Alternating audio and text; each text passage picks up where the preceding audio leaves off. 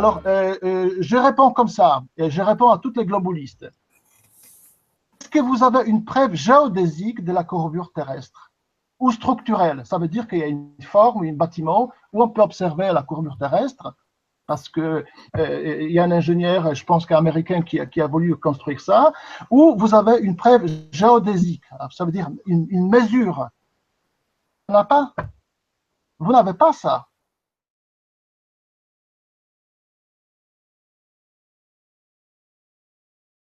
Voilà. Alors, il y a encore un autre sujet que j'aimerais bien. Non, pas un autre sujet. Il y a encore quelque chose que j'aimerais bien. De quoi j'aimerais bien parler. C'est l'histoire de l'enregistrement en 4K. Juste, écoutez, juste ça, je vous laisse la parole. Alors écoutez, ils ont les globulistes aujourd'hui, ils ont à leur disposition de magnifiques technologies en 4K, télescopes. Ils ont tout ça, et bizarrement, ils n'arrivent pas à enregistrer magnifique slow motion de la station ISS. Wow, ou n'importe quel satellite. Donc je suis très inquiet où ils ne maîtrisent pas cette technique-là, mais apparemment. Moi, je ne suis pas un photographe, j'ai un très bon appareil, je me suis procuré un GH4 avec pas mal des objectifs, mais je ne suis pas un professionnel, mais apparemment, chez les globalistes, il y a des mecs ultra professionnels qui me disent que je ne connais rien de l'optique, etc., etc.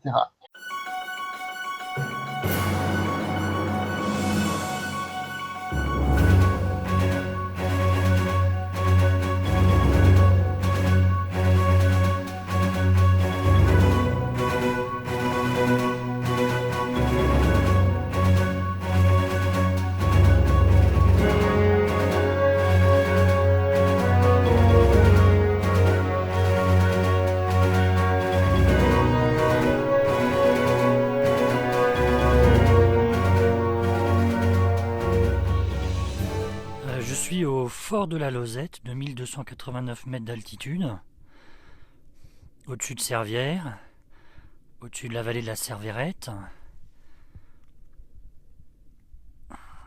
dans les parages du col d'Izoard. Voilà. On voit la carte dans les environs de Briançon, avec un ensemble de triangles sur cette carte IGN. Triangle qui représente la triangulation des opérations de cartographie de Bourset en 1750-51, avec tous les sommets ascensionnés pour installer des signaux et faire des visées de manière à caractériser géométriquement les Alpes du Sud, et ensuite à dresser les minutes de la carte.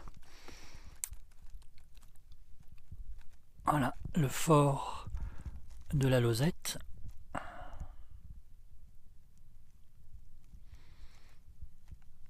Avec les traits des triangles qui convergent vers le grand pic de Rochebrune, mais que je ne vois pas là. Alors voilà, le fort de la Lozette.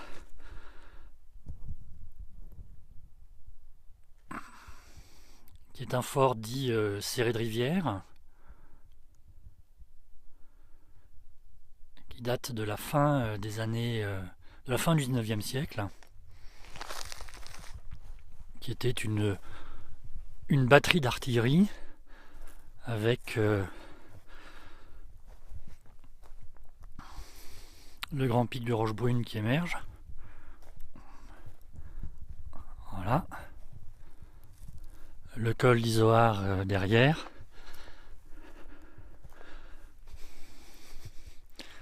Voilà, dans les chancrures. Ici, je distingue le refuge Napoléon, mais on ne le voit pas là sur la vidéo. Derrière, la pointe des Pégus, le col des Pégus. Très jolie balade.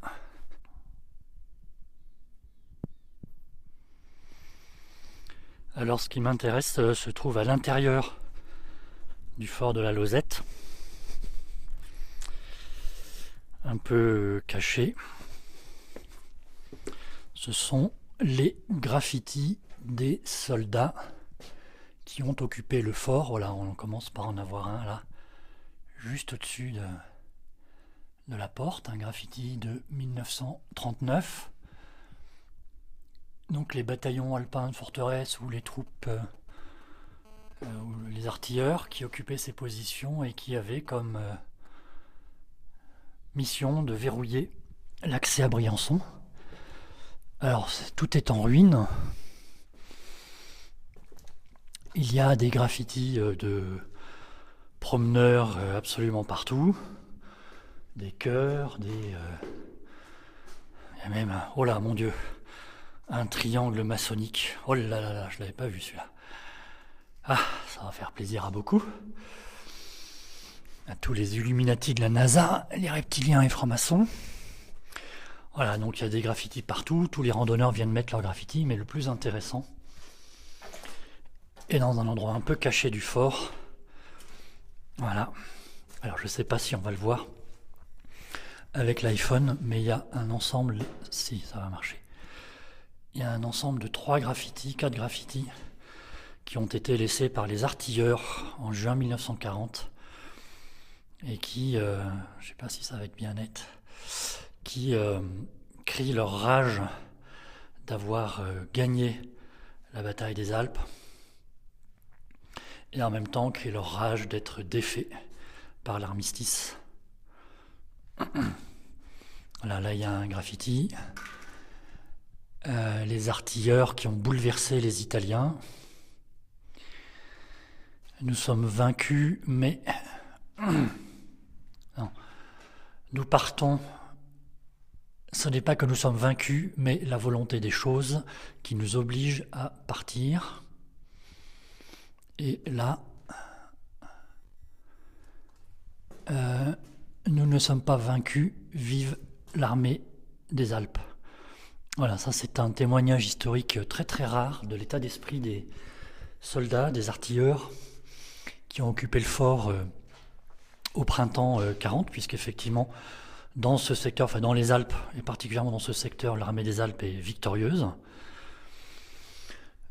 Et donc on a un état d'esprit là qui est marqué dans les graffitis. Il y en a d'autres, j'en avais repéré un autre de 14, ce qui est beaucoup plus rare, il est là mais on le voit très mal. Ouais, voilà, graffiti de 14 avec une croix. Voilà, c'est pour ça que je suis venu au fort de la Lozette, je connais le fort. Ces graffitis là sont très très peu connus.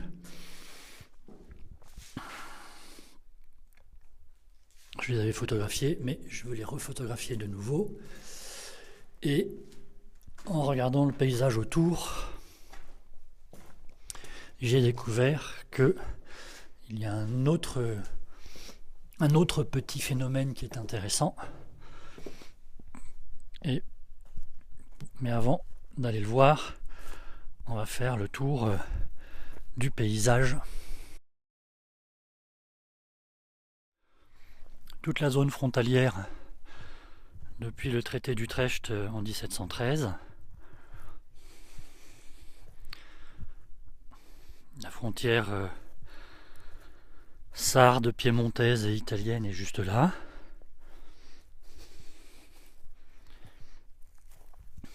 Avec le sommet du Chaberton, situé en Italie, et qui a posé problème à la France en 1940, parce que les Italiens y avaient installé une énorme batterie d'artillerie. Et puis, toutes les crêtes des Gondrans, du Chenaillet, toute la géologie très ancienne de l'ancienne mer, de l'ancien océan du Briançonnais. Et plus loin, le Tabor, le massif des Cerces, les aiguilles d'Arves. Et ce qui m'intéresse, c'est que si je complète le 360 degrés, on voit le massif des Écrins un peu à contre-jour, c'est pas la bonne heure, mais c'est pas grave. Les ailes froides, le pelvoux, la barre des écrins, les agneaux. Et ce qui m'intéresse, c'est que depuis le fort de la Lozette, la barre des écrins semble être plus basse que le pelvoux, alors qu'elle est plus haute de 120 mètres environ, 114, 115 mètres. Donc je vais faire une photo au téléobjectif. J'ai mis l'appareil en station, j'ai réglé le niveau, j'espère qu'on va le voir. Voilà, le niveau est bien vert, donc tout est bien de niveau, j'ai plus qu'à déclencher l'appareil et voilà, on va avoir une photo où on va pouvoir voir sur Photoshop si les deux sont bien de niveau. S'il y en a un qui est plus bas que l'autre, lequel, et je vais tester, voir si c'est compatible avec une terre plate ou avec une terre sphérique. Dans le hangout de Planétarien du 7 octobre 2017, on a assisté à un numéro de clown de mon grand ami Waldeck ou Valdemar. Il exigeait des preuves géodésiques de la rotondité de la Terre et des images 4K. Cela tombe bien. Quelques heures plus tôt, sans le savoir, je photographiais une belle preuve géodésique, non pas en 4K, mais en 5,4K. Waldeck, comme tous les platistes, est un fétichiste. Son fétiche n'est pas le Nikon P900, mais la 4K. Il veut tout filmer en 4K. Pour mémoire, 4K désigne le nombre de pixels de la largeur d'une image. 4K pour 4000 pixels.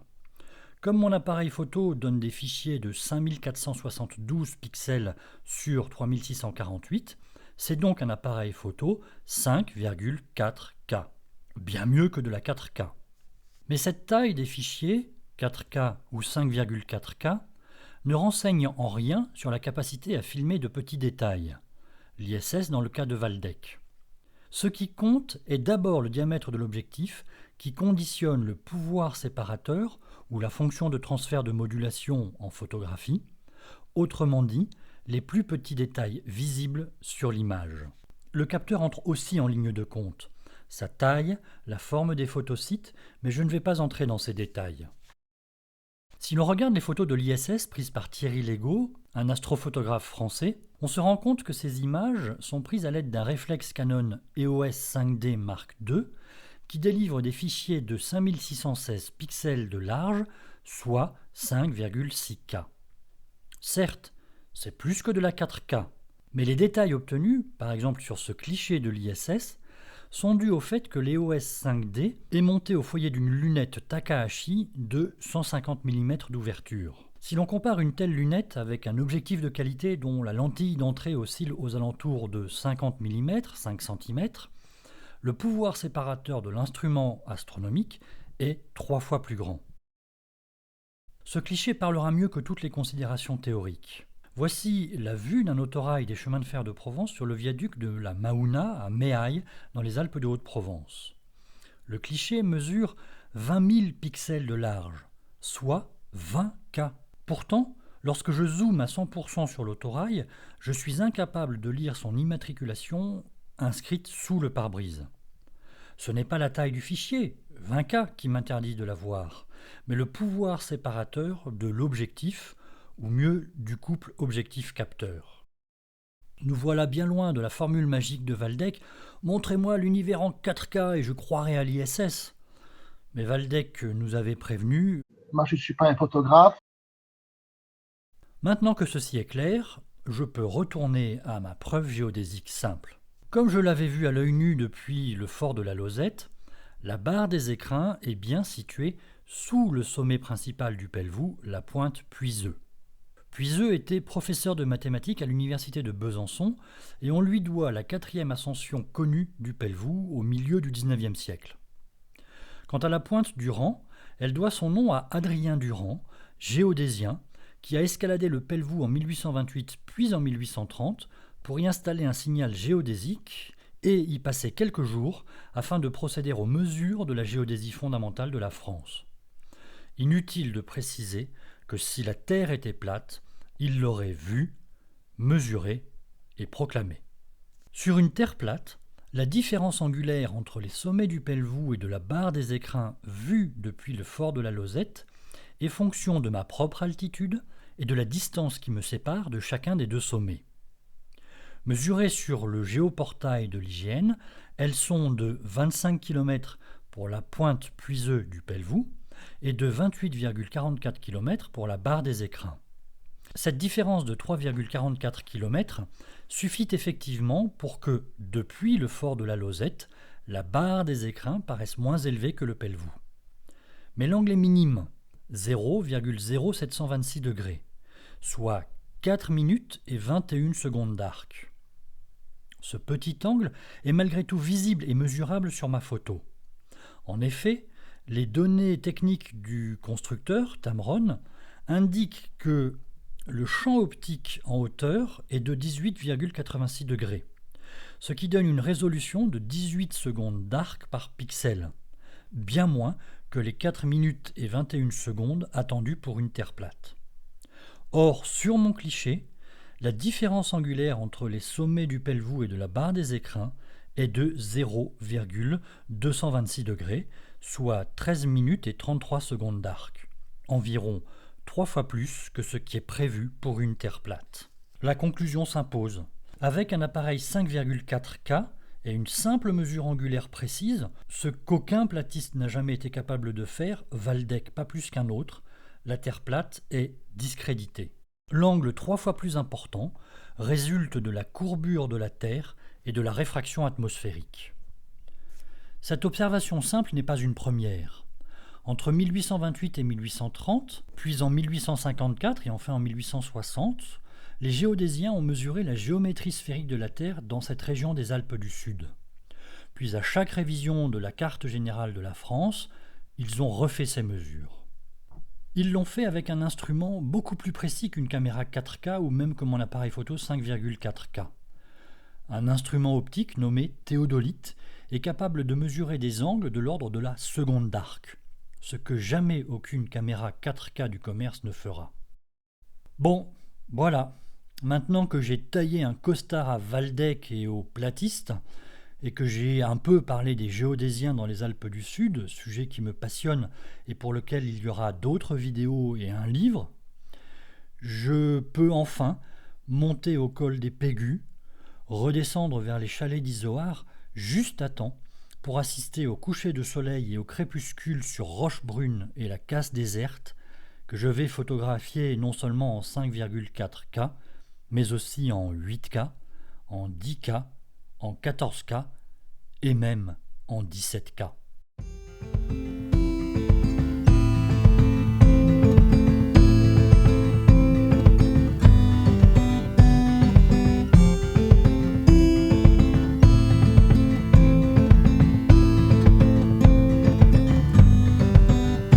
Today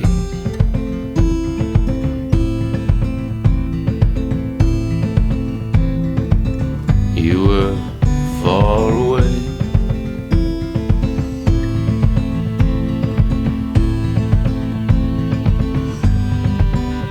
and I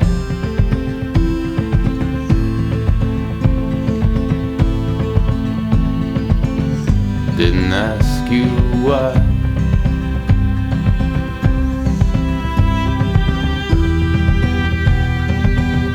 What could I say?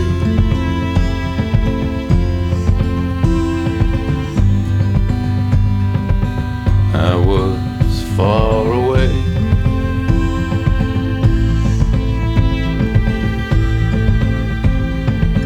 you just walked away,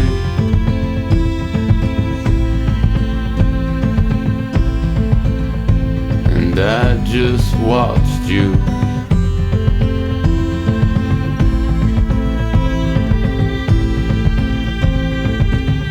What could I say?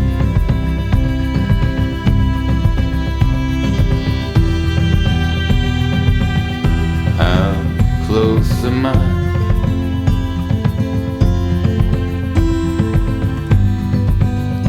To losing you.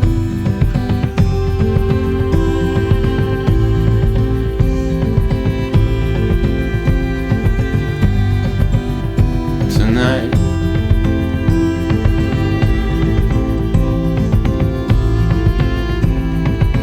you just close your eyes